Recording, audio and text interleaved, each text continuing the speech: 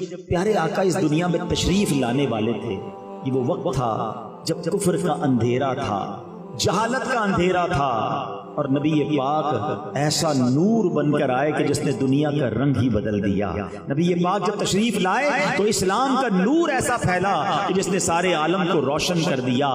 دنیا کا دستور ہے جب کوئی اہم ایونٹ ہونے والا ہوتا ہے نا، اس کی اناؤنسمنٹ کی جاتی ہے۔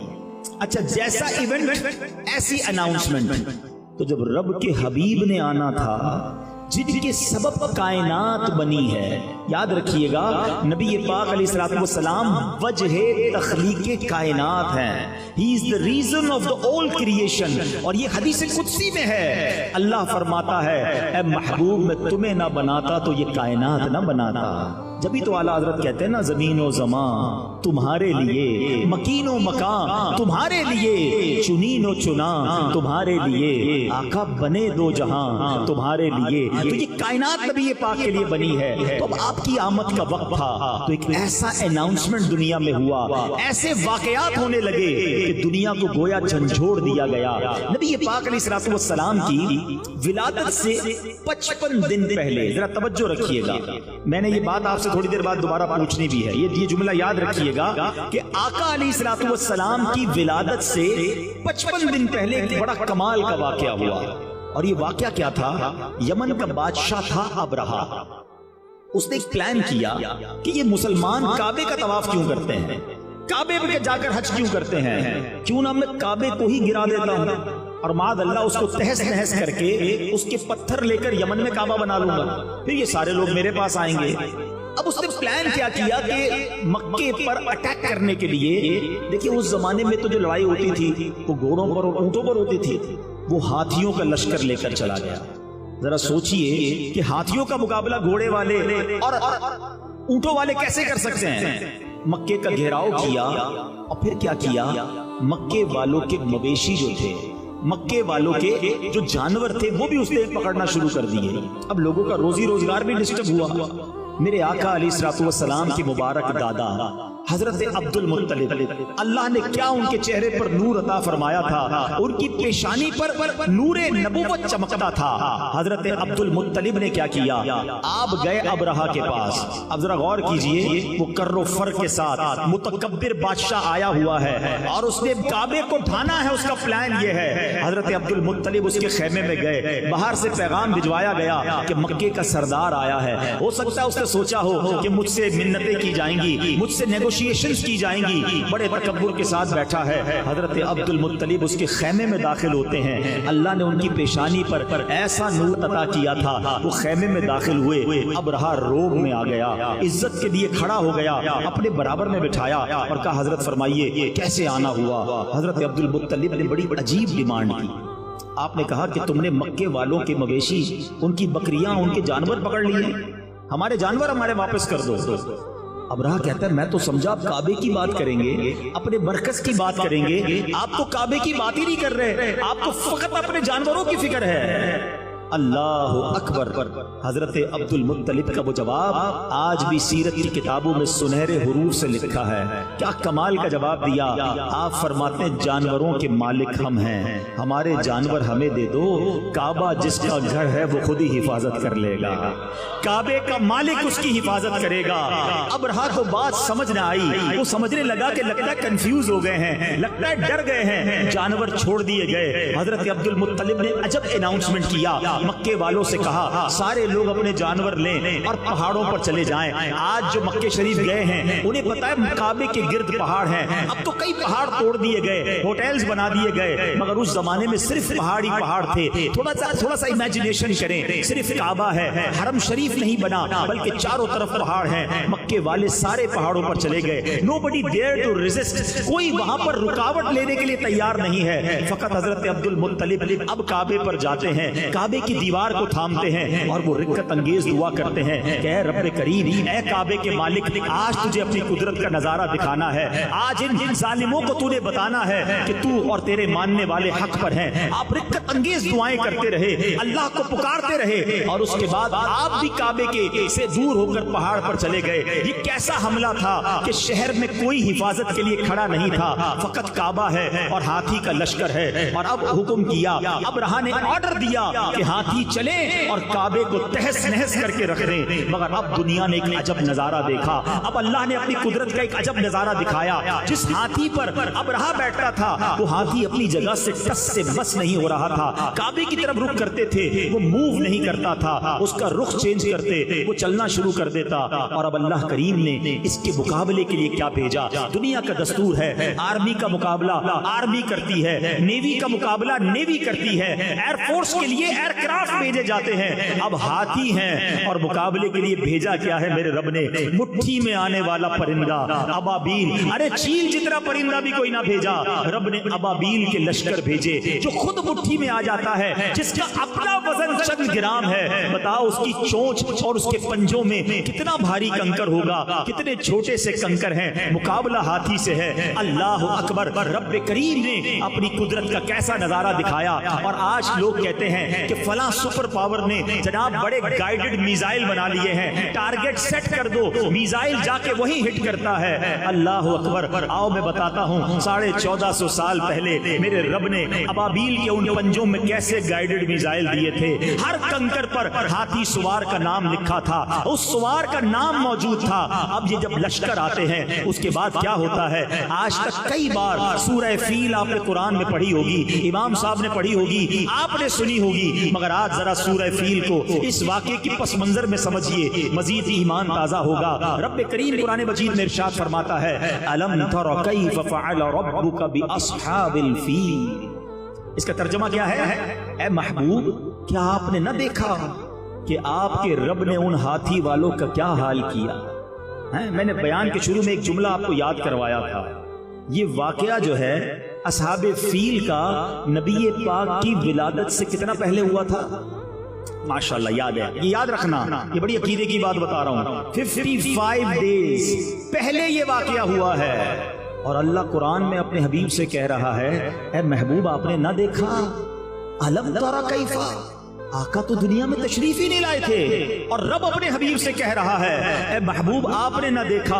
اٹ مینز یاد اس کو دلایا جاتا ہے جو کہیں دیکھ رہا تھا، جو کہیں موجود تھا۔ اللہ اکبر۔ اب وہ حدیث پاک سنو کہ اللہ کے حبیب فرماتے ہیں میں اس وقت بھی نبی تھا جب حضرت آدم پانی اور مٹی کے درمیان تھے۔ میرے آقا کے نور کو اللہ نے اپنے نور سے پیدا فرمایا۔ پیارے آقا نے پوچھا ہے جبریل تم نے تو سارے نبیوں کی بارگاہ میں حاضری دی ہے، سب سے ملاقات کی ہے، بتاؤ نا کسی کو میرے جیسا بھی پایا، تمہیں میرے بارے میں کیا کہتے ہو؟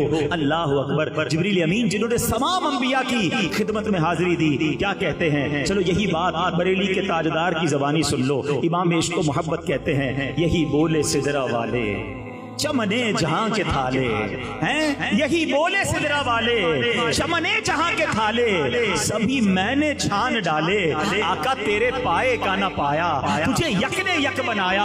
اللہ اکبر۔ جبریل امین کہتے حضور آپ جیسا میں نے کائنات میں کوئی اور نہیں دیکھا۔ سارے نبیوں کی بارگاہ میں جبریل امین نے حاضری دی ہے، کسی کی بارگاہ میں 5 بار، کسی کی بارگاہ میں 10 بار، کچھ انبیاء کی بارگاہ میں 100 بار۔ آؤ میں بتاتا ہوں کہ نبی پاک کے دربار میں جبریل امین کتنی بار آئے، اور یہ فقط عرصہ کتنی دیر کا ہے؟ 23 سال کے عرصے تک حاضریاں رہیں۔ 40 سال کی عمر میں پہلی وحی ہوتی ہے، 63 سال کی عمر میں نبی پاک دنیا سے پردہ فرماتے ہیں۔ 23 ایئرز میں جبریل امین 24,000 بار نبی پاک کی بارگاہ میں حاضر ہوتے ہیں۔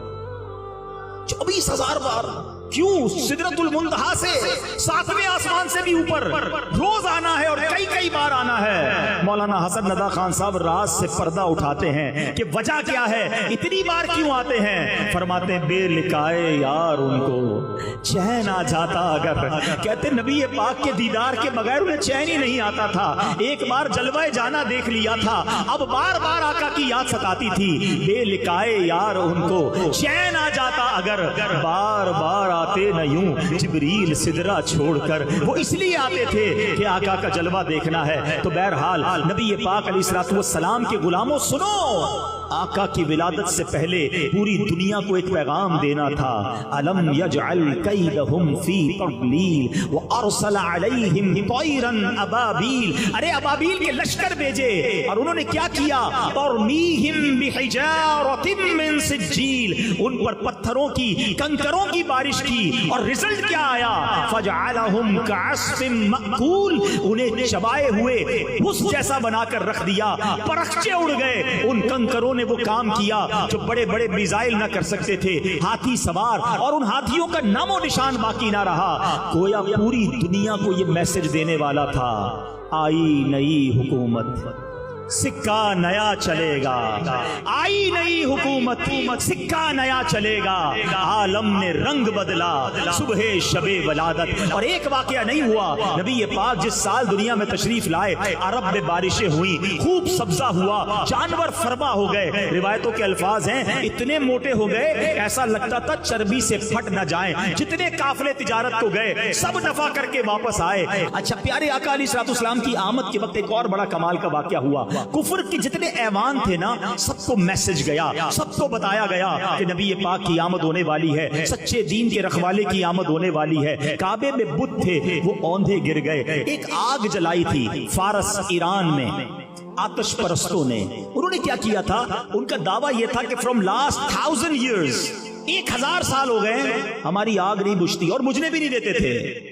मगर जब आका की विलादत हुई तो वो आग भी बुझा दी गई, वो आग भी बुझ गई। क्या खूबसूरत शेर लिखते हैं ना, 1000 साल की रोशन शुदा बुझी आतश, 1000 साल की रोशन शुदा बुझी आतश, ये कुफ्र और शिर्क की आतश बुझाने आए हैं। ये किस शहंशाह वाला की आमद है, बोलो मरहबा, बोलो मरहबा, बोलो मरहबा, बोलो मरहबा, बोलो। ये पाक की खास आमद का वक्त, जिस सुहानी घड़ी चमका तैबा का चांद, उस दिल अफरोज साअत पे लाखों सलाम। 12 रबीउल अव्वल का दिन है, रात जा रही है, सुबह आ रही है। गोया रात को भी नवाजा गया, सुबह को भी नवाजा गया।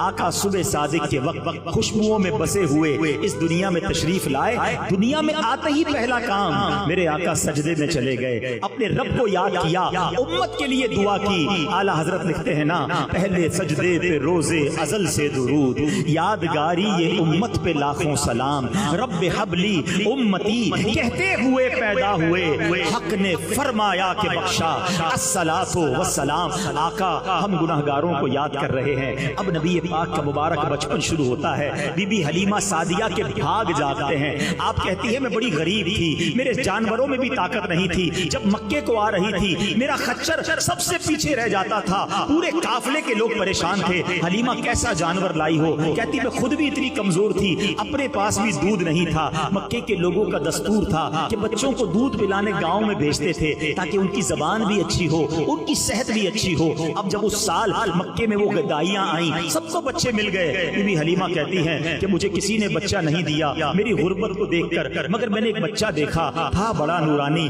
था बड़ा प्यारा, मगर उसके वालिद दुनिया में नहीं थे, इसलिए किसी दाई ने उस बच्चे को नहीं दिया कि वालिद नहीं है तो पैसे भी नहीं मिलेंगे, इनाम भी नहीं मिलेगा। बीबी हलीमा कहती है मैंने सोचा खाली हाथ जाने से बेहतर है इस प्यारे से नूरानी बच्चे को ले जाती हूँ। अल्लाह अकबर। उनको क्या मालूम था कि इस बच्चे को गोद में लेना है और उनके मुकद्दर जाग जाने हैं। मैं एक सवाल करना चाहता हूँ, उस वक्त मक्के में कई दाइयां आई थी, किसी एक का नाम बता दें। हम में से कोई किसी एक का नाम नहीं जानता, मगर जब तक ये सूरज और चांद बाकी रहेंगे बीबी हलीमा सादिया का नाम चमकता रहेगा। What is the reason behind this? Reason ये है कि उन्होंने नबी पाक की खिदमत की, अपना ताल्लुक नबी पाक के साथ जोड़ लिया। और ये उसूल याद रखना कि जिसने आका के साथ ताल्लुक जोड़ा अल्लाह उसके नाम को बुलंद कर देता है। स्टेज पर जितने लोग मौजूद हैं ये कोई बहुत बड़ी डिग्री होल्डर नहीं है, इन्होंने जमाने में कोई साइंस की इजाद नहीं की है। आज अगर हम सबको दुनिया में कोई इज्जत देता है तो फकत ये नाम मुस्तफा है, ये सरकार के नाम की इज्जत है जो हमारी पहचान बनी है। आप हिस्ट्री उठा के देख लें, जिसने मेरे आका के नाम को बुलंद करने की कोशिश की अल्लाह ने उसके नाम को बुलंद कर दिया। उनके जो गुलाम हो गए वक्त के इमाम हो गए, उनके जो गुलाम हो गए वक्त के इमाम हो गए, नाम लेवा उनके जो हुए उनके ऊंचे नाम हो गए। अरे बीबी हलीमा के भाग जागे, कहती मैं नबी पाक को लेकर निकलती हूँ, वही खच्चर जो सबसे पीछे रह गया अब वो सबसे आगे दौड़ रहा है। मेरे काफिले वाले कहते हलीमा जानवर तब्दील कर दिया है, रिप्लेस कर दिया है, इतनी तेजी से कैसे दौड़ रहा है? उस वक्त तक तो आपको रियलाइज नहीं हुआ था कि ये हो क्या रहा है। जब अपने घर पहुंचती हैं, कहती मेरी बकरी के थन भर गए, वो बकरी जो एक कतरा दूध नहीं दे रही, इतना दूध निकला हमारे सारे बर्तन भर गए, खुद मेरी सेहत अच्छी होने लगी, मैंने भी नबी पाक को दूध पिलाया, अपने बच्चे को भी दूध पिलाया। अब जब रात होती है तो कहती है मेरे घर में अजब रोशनी होना शुरू हो गई।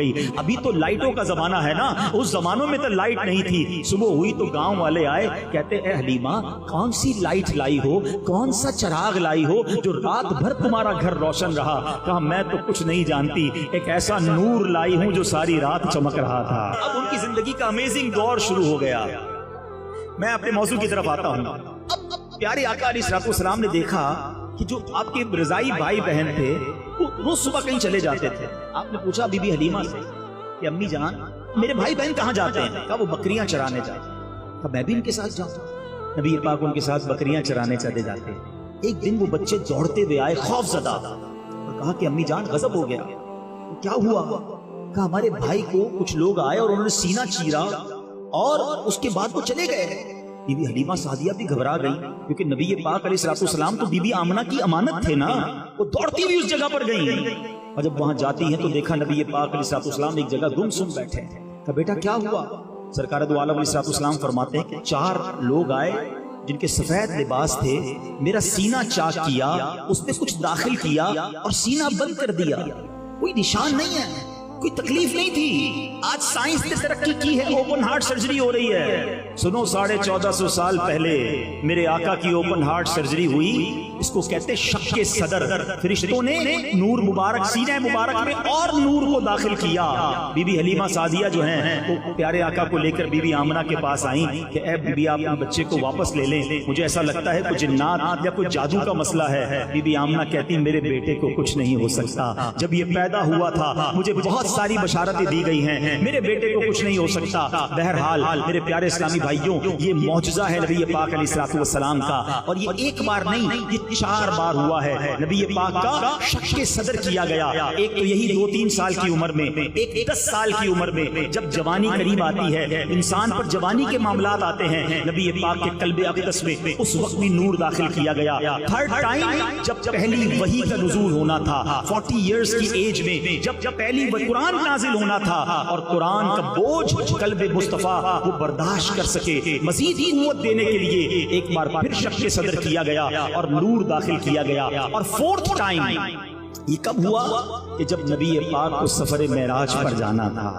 अल्लाह की बारगाह में जाना था, वो तजल्ली देख रही थी जिसकी एक झलक देखकर हजरत मूसा बेहोश हो गए थे और मेरे आका ने रब का अपनी आंखों से दीदार किया, कलाम भी किया, कल्ब मुस्तफा में नूर दाखिल किया गया। कैसा दिल अक़दस है कि इमाम इश्क़ मोहब्बत लिखते हैं, आका तू जो चाहे तो अभी मैल मेरे दिल के धुले, तू जो चाहे तो अभी मैल मेरे दिल के धुले, कि खुदा दिल नहीं करता कभी मैला तेरा। मेरे आका के नूरानी दिल का अल्लाह हमें सदका अता फरमा।